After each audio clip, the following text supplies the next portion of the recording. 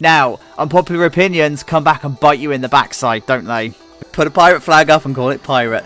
I'm so pleased with how this has turned out. So much like Icon, and it's so much like Manta. Whew. There you go. Icon, I take it back. And here we have the Chacho in its natural habitat, building toilets.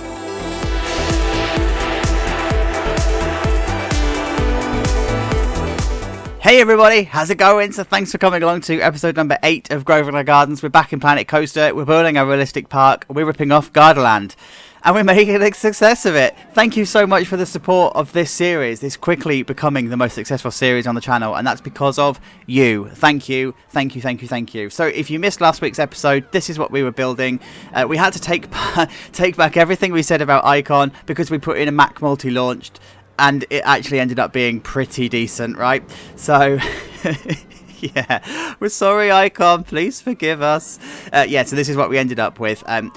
You can see I've started already doing some work because the pirate theme is not quite done with. I thought we were going to be by now, but we've possibly got another 1 or 2 episodes that we're going to need to extend into Pirate Land, and that's because behind here we have some stuff that's going on. So this is this week's episode. I do have a very busy week at work, so I record this well in advance. I don't know how much of this I'm going to get done, but let's just talk about Gardaland for a moment. Now, Gardaland is not a flat park, despite what you may think. It's actually quite terraneous.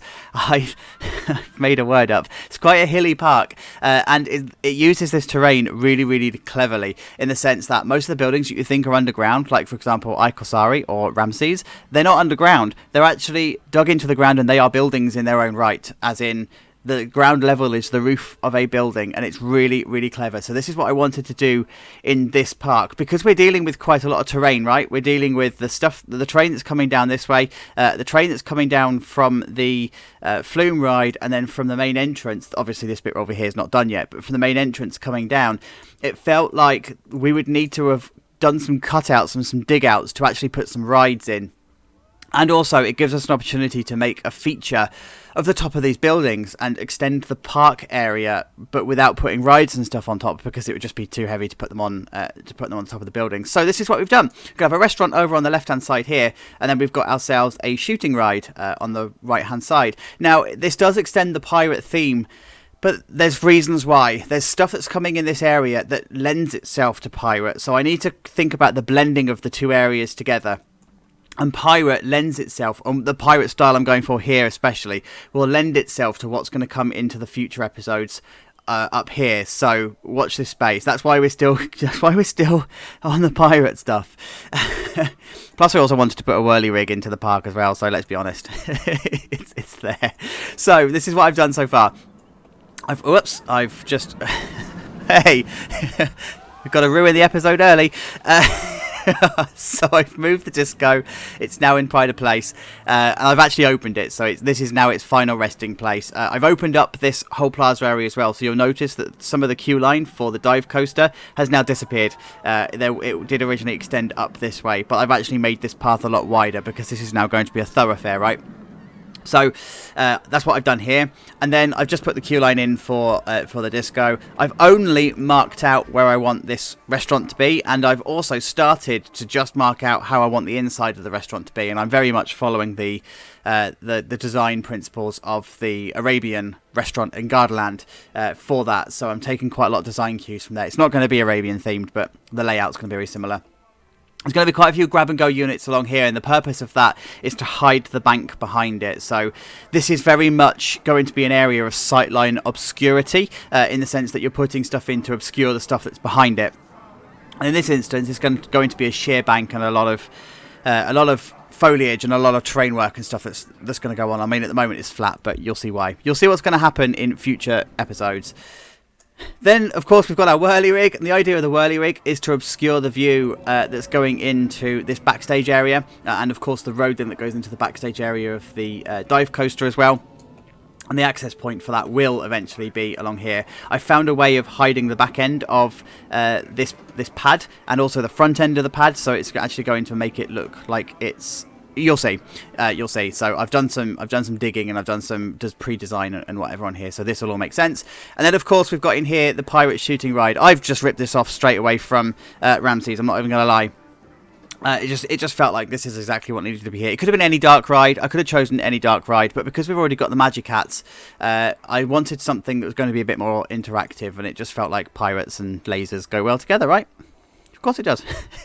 Actually, it does feel a little bit like those games that you can buy, you know, where you design computer games and sell them on the market, you know, like Game Dev Tycoon or whatever, where you have to choose your genres, and it's like, I'm going to choose 2 completely random genres, mash them together, and I hope they work. Pirates and lasers. A pirate shooting ride. So what I've done here is the queue line. So this ride is, when the park is going to be full, this ride is going to attract loads of guests, because that's just how the game treats these rides. It's just completely balked, right? So it is what it is. But I'm trying not to keep this ride too long. The temptation when you're in Planet Coaster is to make these rides ridiculously long. And I know that the purists amongst you are going to hate the fact that this is a short ride. I'm afraid you're going to have to deal with it, because if it was too big, it's just too big, right? And it had to fit into a certain profile. And then for the top end to make sense, and for the top end to be to the correct scale, the bit underneath needs to be smaller.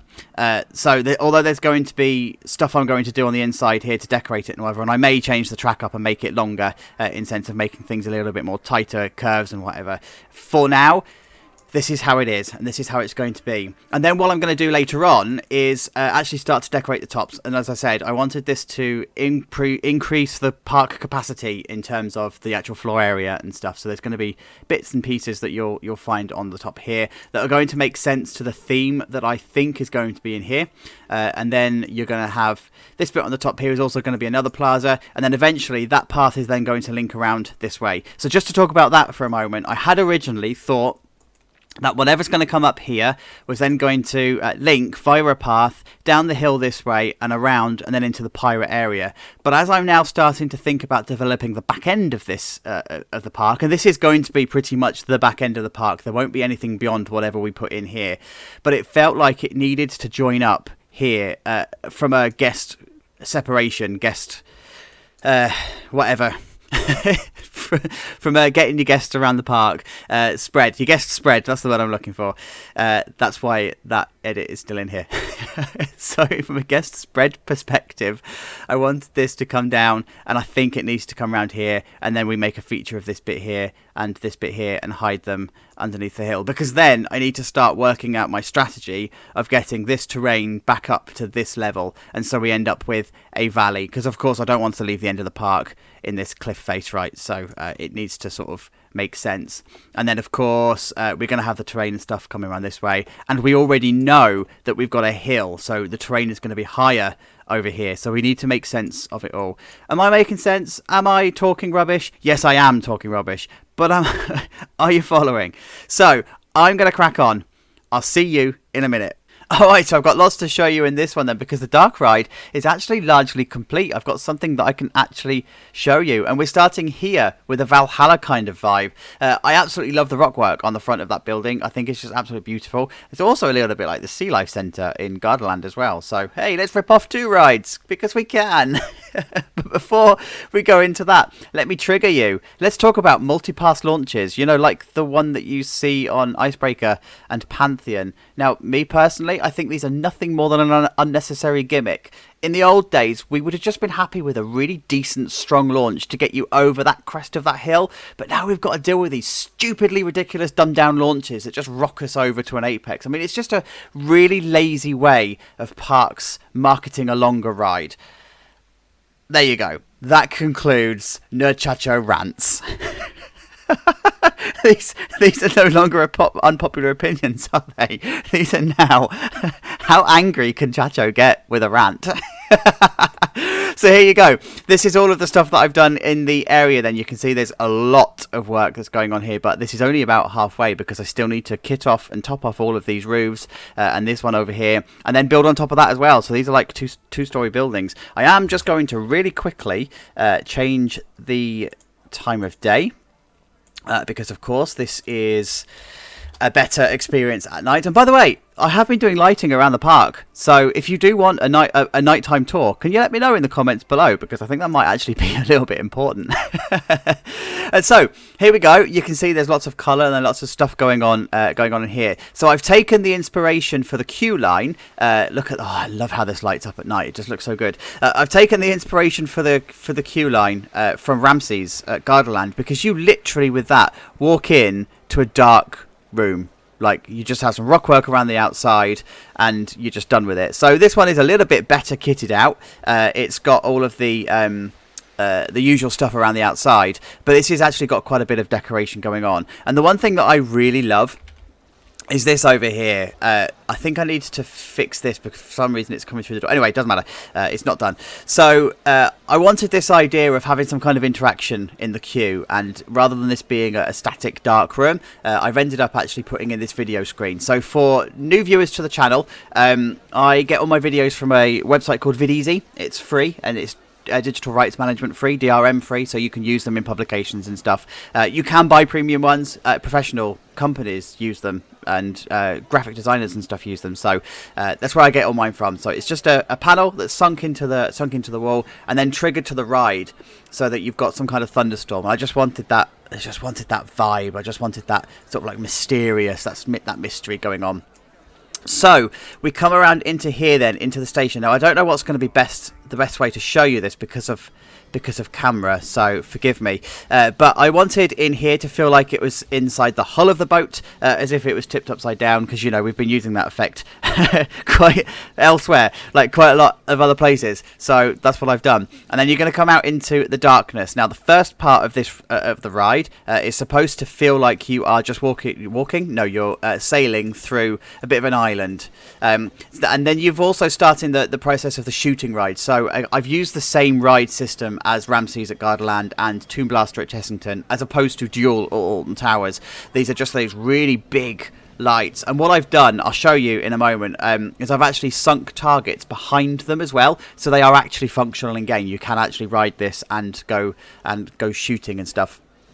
So then as we are travelling through this way, there's the thunderstorm again. So I wanted this idea of the thunderstorm in the distance to be going off. And that's actually triggered to the ride and not to target. So yeah, it'll go off every single time regardless. And then we come around the corner and we just come to our first couple of scenes. So if you actually look at Ramses at Gardaland, it's a really generic ride. There's not a lot of guts to it. When you compare Ramses to the likes of Ikorsari, they are worlds apart. Ikorsari is this beautifully decorated, really thorough themed. Ramses is just a load of adventure stuff, Mayan stuff thrown into a room and then made good by shooting and stuff. So, hey, we're going for that. Now, the purists amongst you are going to hate the box lights. They're sticking out because ideally they should be stuck onto the side of the barrels and stuff. It's not a lot I can do. We don't have lights that are good enough to do it. I'm working with whatever I can to make this as real as I can. I mean, you can see in the darkness, it works. You don't see the boxes. You don't see the stuff that's going on. So let's just deal with it. You know, whatever. You're going to come at me, whatever. So let's just let's just deal with it. Yeah. So you got the first scene, and then you just got some stuff that lights up on the side, and then we come around into this area, and again, it's got triggers to it. I wanted the bubbles to make it feel like it was like waves and stuff, because we can't really simulate the waves. And then we've got lasers and stuff that shoot out because it's a shooting ride, and it just feels like that's what we needed to do. And then I've just added them in the trigger points in loads of different places wherever I can. And then we come around into the harbour area, and again it's exactly the same. You've just got some animatronics going off just to distract you. You've got all of the targets and stuff that are on the back. And then we come around the corner. Now remember as well, by the way, you can see in here, like on the roof, you'll be able to see the struts, and you'll be able to see the HVAC units, you'll be able to see some of the supports and all of that. That would actually be the case in real life. But you would also have all of these lights would actually blind you. And so you wouldn't see much of what's going on up here. So even though in game you can see all of the reflection of the lights off of the actual walls themselves, you wouldn't necessarily get that in real life, because you wouldn't necessarily use a matte paint or a gloss paint, should I say. You'd use something like a matte paint, which would absorb the light. Anyway, that's just the techniques behind it. We're going to come around this way. I've kept this bit. I'm going to come up this way for this one. I've kept this bit nice and simple because this is supposed to be coming out to sea now, right? So that's why you've got all the fog and the mist that are rolling in, and it's really important to have a little bit of downtime. When it comes to your shooting rides, you need to have a little bit of a relaxing point. You need to let the ride breathe. But, of course, you've still got some triggery shooty pits that you can use in there. And then you come into the sunken boat. So all of the times and all of the occasions that we've been using the sunken boat, this is why. Because I wanted this kind of effect. I like how this room has come together. It does just feel like it should be. And just a quick side note, all of these plants and foliage and stuff that you would see in here might not necessarily be real plants and real foliage. They're probably plastic, they're probably scenery props, they're probably bits of crap that you've just dragged in from somewhere. So even though we're using actual plants in game, these would probably be plastic, and they would probably be well kept. And then the last bit I just wanted on here is just to come back into the fort, if you like. So I've kept this one again nice and simple. There's no lighting, because the lighting that's coming from the front or from the top would actually start blinding you. And obviously all of the trigger points and stuff in here are going to distract you. And then we come through this way where it's intentionally dark and it's intentionally narrow. Now, I'm not going to put a roof on this for the same reasons as I've just discussed. When you're actually dealing with a real life ride, you wouldn't necessarily need a roof on here, because the darkness would speak for itself. Because you've got all of this light down here, all of this would actually distract from the emptiness on the top, so you wouldn't need to put a roof on it. So I'm going to stick to that design principle. And the reason you do that is for air ventilation reasons. You're not actually trapping air and stuff inside here, especially when you're using smoke effects and stuff like that. It creates like an asthma risk and things. So you want to have air circulation as much as you possibly can. So let me just quickly come back into daytime. There we go. Okay, so the actual there we go, the gift shop. So I've not triggered this. That's not supposed to be doing that. It's fine. It's a gift shop. Yeah, it's a gift shop, right? There's no ride photos for this one. This is just a gift shop. When I've made this as claustrophobic as I possibly can, because it's a case of throwing as much stuff in a room as physically possible. So that's what I've done there. On the outside, I have started all of the idea of the rockwork. So I've just wanted, as I said, this Valhalla kind of theme mixed with the Gardaland Sea Life Centre, because I just think that both of those together are awesome. So I've got this rockwork and caving that's going on here, and then over this side you've got a bit more of a castle turret. Now what I need to do next is to actually put a roof on here, put some pathing on, put some foliage and some decoration, and make an area of this as well, so that it all makes sense. Because at the moment this doesn't make sense, right? It's just a building that's been thrown into the side of the hill. So I need to do some more work on here. Over in this area then, I have just started to put together those shacks. I don't want these to be any more detailed or any more than this, because it's not the focal point of the area. This is just nice and simple. But what I have done is just started to put some partitions up and get a feel for how I'm going to manage the crowd control and stuff, because this is quite a big area. I'm going to have some planters and stuff in this bit. I've done some decoration and some kitting out of the gyro, changed the colours, and I've actually copied across the fencing that we used on the log flume, because it feels like we would need some kind of consistency here. So I wanted to drag that through into this area, and especially as we're looking back towards the multi-launch and of course the B&M. Now, before we just do this bit here, let me just talk about the whole flow of this area. So what I'm going for here is disrupted area, where the B&M has actually disrupted this area completely. So before this B&M would have been in, there would have been other things here. There would have been other rides, there would have been other shops, there would have been other stuff. And the park has taken an exceptionally bad decision to place the B&M exactly where they have. And what it's then gone on to do is cut off all of the feature that this would have had here, all of the interaction with the stuff down here, and it's also created a bit of an awkward bottleneck down this way. So I'm actually deliberately doing this, and I've always wanted to do this. I've wanted to have something in the park that's intentionally imperfect. So that's what I've done here, and I think I'm starting to achieve it, but I question whether I have achieved it if I've got to explain it. So, meh. it's what it is. Then over this side, then I'm just starting to put the final pirate building in. So this is going to be the final thing that we do in the actual area itself. Inside here, it's just a restaurant with a lot of seating. And I've just copied across the idea of using the drapes as sails. We did that over in Satan's Chicken. So I like that idea, so I've just copied across in here. Just need to do lots and lots of other bits of decorating and bits of kitting out. You know, there's lots of pirate stuff and posters and whatever that need to come in here. But I just wanted to show you what this is sort of feeling like. It's just a big room where you can come and buy stuff, but it's a big room full of seats and benches and whatever. So on the top here, I think it's going to be a bit more of a games kind of area and a chill out area. And then over here, I think I'm going to put some kind of a bar or something on this one. Anyway, we've been talking quite a while, so I am going to stop and I'm going to carry on, and I'll see you in a moment. Multi-launch passes? Nah, I'm out.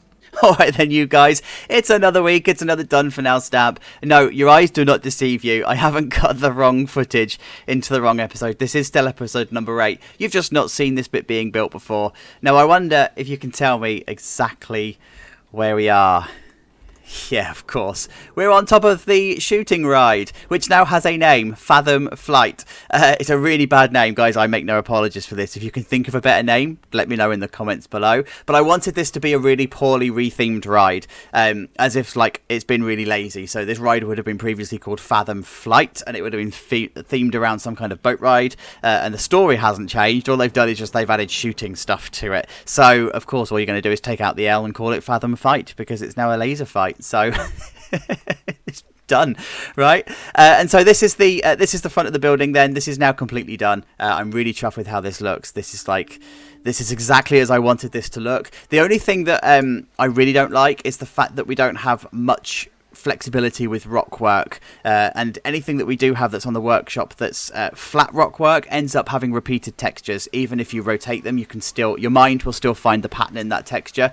So I'm kind of working with what I've got here, but I think this works, right? I think this does what I want it to do. And especially now it's complete. By the way, I didn't show you this in the first update, but these here, these are video screens, the projection screens, and I've just used another video from VidEasy to make it look like water. And this actually works perfectly. It's just, you don't have to trick the game into making water. Well, you kind of do because you're using a video screen for it, but you don't have to do anything outlandish to make a water effect. And then you just hide the screen with rock work and everything around it, and it looks really, really, really effective. So this whole area then is very much stolen from Gardaland. I'm not even going to lie about this. I couldn't find another park that did this any better. So Gardaland utilises the tops of the buildings and saves on space, whereas the likes of Legoland Windsor, for example, quite literally dug a hole in the side of a hill and put Ninjago in. And they don't even make an effort to hide it. So once we've got the hill and everything that's coming down back here, because of course we've spent all of our time coming downhill, now we're going back up the hill. This oasis is going to make sense. And because of our backstory, I've also tried to put in a few references and a few kickbacks and a few nods to its past. So before this B&M would have been in here, this path and plaza would have probably come round this way, and so as a result, this is why this now just cuts off completely, and we've put some benches and stuff in here to stop people from coming round. So I didn't want to put any foliage and stuff in here and landscape it, because I wanted this to feel like it's just been cut off, and this is where the former life would have been, but it's now something completely different and repurposed. So coming up to the roof of this one then, the roof of the shooting ride, I wanted this exactly like Gardaland, where you've got a bit of a beach bar. So I've kitted out some stuff alongside here. So I'm not using a square building. The purists are going to hate the fact that on top of these buildings you're going to see the curb. I've tried to hide them where I can by using these walls and making the path extend out into the foliage and stuff. But you can't hide everything, so I'm sorry. But what I've done here is loads of foliage, loads of oasis type feeling, and it's a complete respite from the hustle and bustle of the park that's going on below. So I've kitted this out with all of the flooring and the tiles and stuff. And then lots and lots of foliage. Now, there is a big drop down here.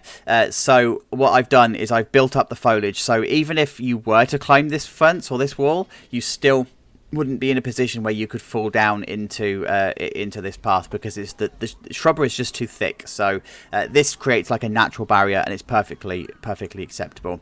I like how this has turned out, actually, because you literally don't know where you are in the park. It's awesome. Like, it's just so perfect. It's so chilled, and it doesn't clip into the ride below either, because there's a little bit of a headspace. I've left a bit of a space between the roof of the ride and the actual path as well. The actual ride itself is only 10 meters tall. Well, the building is only 10 meters tall, so it's actually quite a small building. Now, this area here is a maintenance area. It's where I wanted all of the electrics and all the generators and stuff to be. Again, it's very similar to Gardaland, but you wouldn't know it was there if you were up here. So it's great. It's like perfectly well hidden, especially behind the foliage and stuff. So yeah, and then inside here we've got some Chacho toilets. Format is exactly the same as the other toilets, though. I mean, there's nothing really to show you in here. It's just the same format, kitted out slightly differently. It's just the front here is slightly different. I wanted to give it a little bit of variation, and I've got some clutter and some vending machines just out the front here. And so if we come across the plaza, then we're going to come into this area. So forgive the fact that this is a bit untidy on the back here. So I need to... There's going to be an installation here, right? There's going to be a ride and stuff, and the terrain and everything will be worked out. So this will all be fixed. This is just a copy, a carbon copy, just in reverse. But ultimately what I wanted this to be is a bit of a respite plaza area, just like the other one. But this is a thoroughfare, because you're going to have quite a lot of people coming from the STC and what will be the Woody, whether that's a GCI or an RMC, I don't know yet, but they're going to be coming down the hill and they'll be coming across here. So I wanted this to be more of an entertainment area. So you've got a bit of food, you've got some games, and you've got some stuff. There might even be a show here. In some capacity, they may move these picnic benches and stuff and put on shows and whatever. And then I did just want to put a pool here, because otherwise this area was too claustrophobic. In terms of decor, I've actually kept it quite Tudory with hints of pirate, because I didn't want to overkill with the pirate buildings too much. I wanted it to be more Tudory, and for reasons you're going to see in future episodes when you see the installations that are going to come up this way and behind it. So you'll see why this is not so piratey. And then we come down into the plaza area. So the plaza area itself, I wanted to keep this really open and really clear. So if you imagine the wheel and spoke pattern when it comes to parks, this is going to be the center of that wheel. So you're going to have an awful lot of guests that are going to be traveling through here, and I wanted this to be open. The park needed to breathe. If you have a look at the park from above, you've got a lot going on. You've got lots of supports. You've got a lot of the coasters. You've got lots of rides. You've got lots of detail. You've got lots of everything going on. The park didn't have a space where there's not a lot going on and allows it to breathe, and this is what this area does. So I've kitted it out with a greenery here. So this is just the mulch, coloured the same green or as close to the green as I can for natural grass, and now it looks like it's a kept green. I did have flowers and stuff on here like Gardaland does, but it didn't look right. Just a note, I've not put the barriers down on here, and I've done that intentionally because I've not made an effort to barrier this off, right? So there's no fences, there's no keep off the grass, there's nothing like that. So I kind of wanted to allow the guests just to have the freedom to walk along here.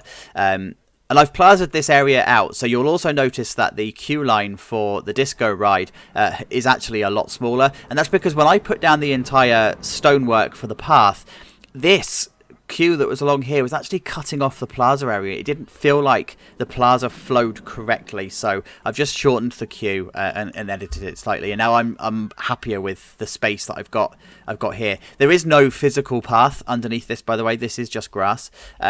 I haven't corrected the actual pathing in game, but it's, yeah, you can't see it because it's in here, right?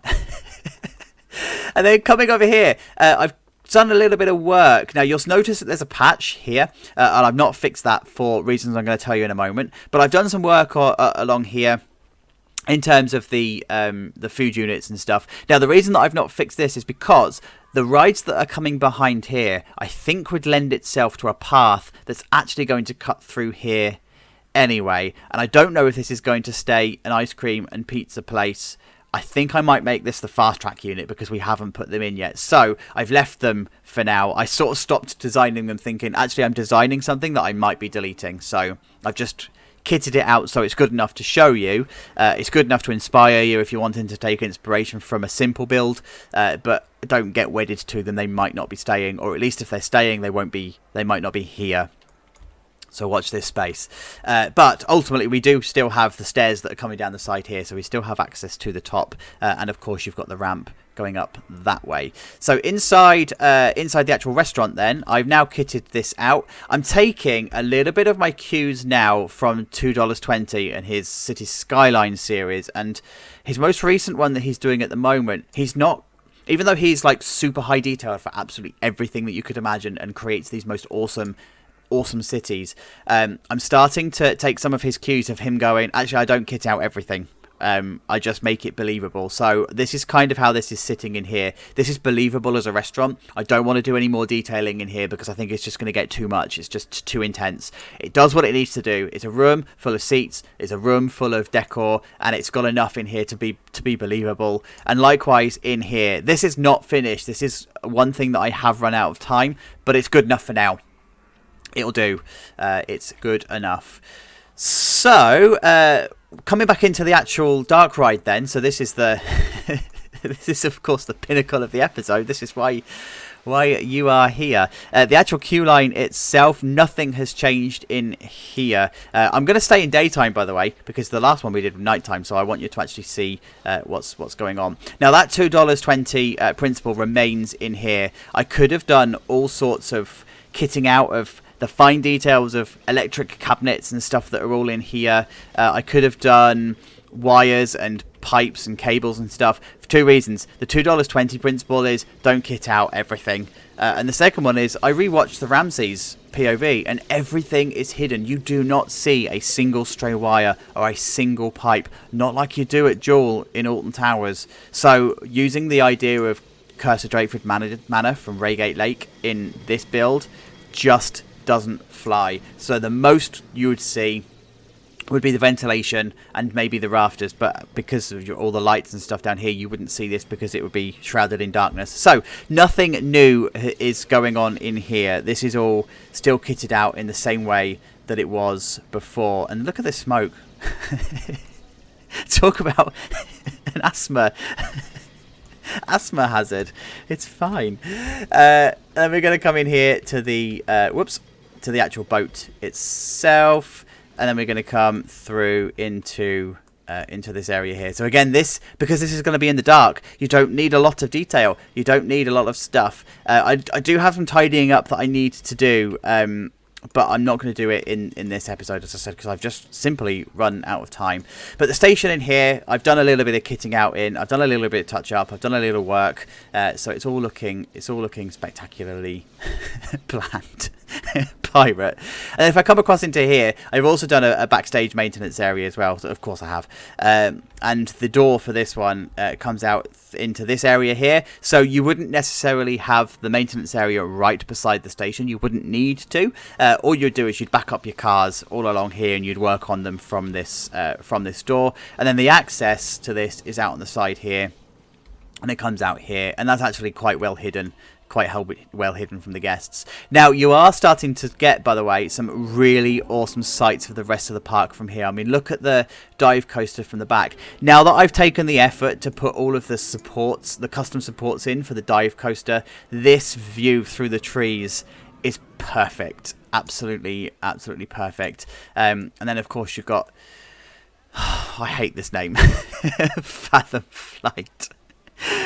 Sitting quite nicely here. And look, there's just the B&M in the background. Have I changed my camera? Yeah, I have. And then over in the background there, you've got the rockwork from the Flume. And then, of course, you've got the STC poking out of the top there. So, and then, of course, in front, you've got the Icon wannabe.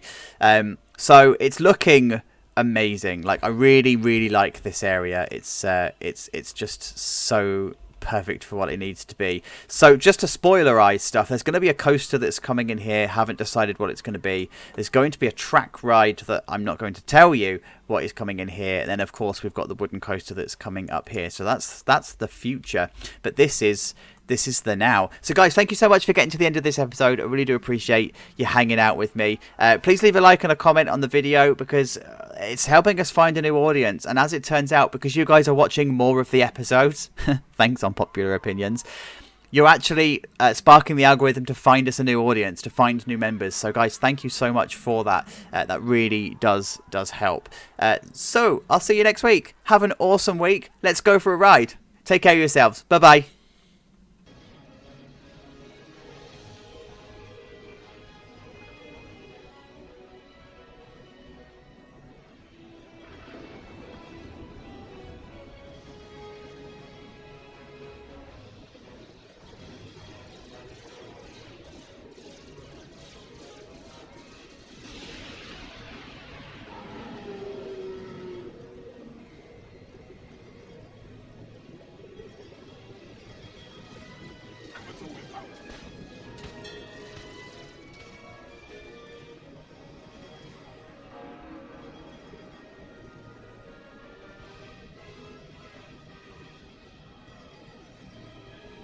Sail Redesa, Parish.